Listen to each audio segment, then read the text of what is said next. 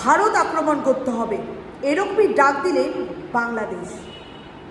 হ্যাঁ, ঠিকই বলছি, ভারত আক্রমণের ডাক দিয়ে মন্দিরগুলো ভেঙে মসজিদ বানাতে হবে, এই রকমই ডাক দিলেন বাংলাদেশের এক হুজুর। দেখে নিন ভিডিওটি। ভারত আক্রমণ করতে হবে, আমার মন্দিরটা ভেঙে আমরা আবার মসজিদ বানাবো। তুমি অপেক্ষা করো, ভারতটা আমরা দখল করবো।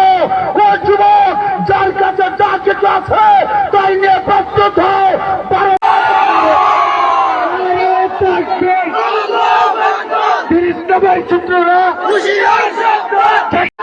যুদ্ধের জন্য প্রস্তুত আছেন তো ইনশাল্লাহ? জিহাদের জন্য প্রস্তুত আছেন তো ইনশাল্লাহ? আরেকটু কোনো একটা কখনো ইসলাম কায়েম হয় নাই। যারা বেঁচে বিশ্বাসী একটা একটা ধর্ম এক জবাই করবো। যদি তুই কে তুই মত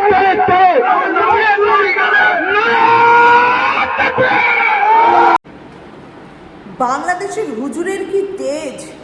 বলছে তোমরা প্রস্তুত তো? তরোয়াল নিয়ে ইসলাম কায়েম করতে হবে, ভারতের মন্দিরগুলো ভাঙতে হবে। মোদি তুই কে?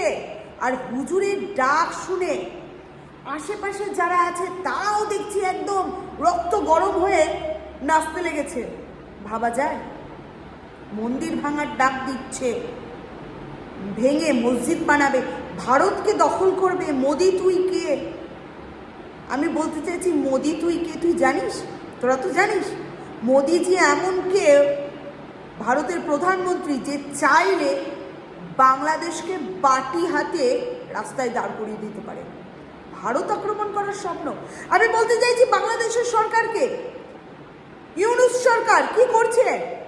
এই যে মানে বাংলাদেশে বসে হিন্দু বিরোধী কথাবার্তা, ভারতকে আক্রমণের ডাক দিচ্ছে, মন্দির ভেঙে মসজিদ করবে, তরোয়াল দিয়ে ইসলাম কায়েম করবে, এক একটাকে ধরবো, এক একটাকে জবাই করব।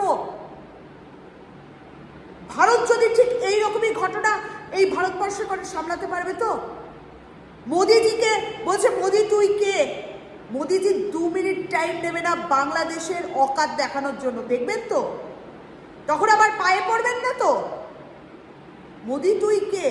আর যারা যারা যে সমস্ত আমার ইসলামিক বন্ধুরা আছে তাদের কাছে প্রশ্ন, কোথায় লেখা আছে তরোয়াল ছাড়া ইসলাম কায়েম হবে না?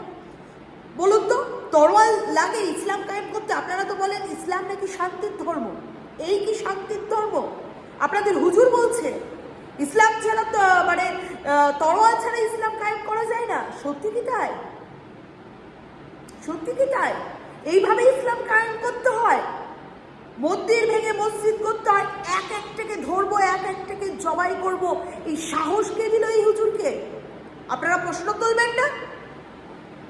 আর মোদি তুই কে? ভারতবর্ষকে আক্রমণ করার আগে 10 বার জন্ম নিতে হবে। বাংলাদেশ মোদিজি মনে করলেন নামও নিশান মিটিয়ে দিতে পারে, এবং ওই বাটি হাতে রাস্তায় সবকে মানে বসে থাকতে হবে। এই যে হুজুরের কথা শুনে যারা একদম একদম নাচতে লেগেছে, চলো এখনই বোধহয় ভারতকে আক্রমণ করে দেব, পেটে যখন টান ধরবে না তখন এইগুলো থাকবে তো? থাকবে তো এগুলো? তার জন্য ভারতকে কিছু বলার আগে 10 বার ভাবতে হবে, ঠিক আছে? ভারত, আরে বাপ রে বাপ, যার নিজস্ব কোনো ক্ষমতা নেই, হুজুরের কি বাপ রে বাপ।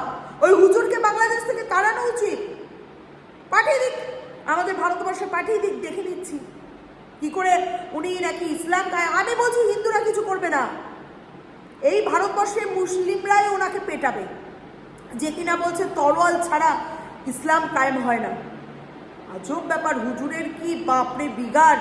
আর সেই বিগাড়ে হুজুরের আশেপাশের লোকরা কি নাচন কোদন, পেটে টান ধরলে সবই বোঝা যাবে বস, সবই বোঝা যাবে।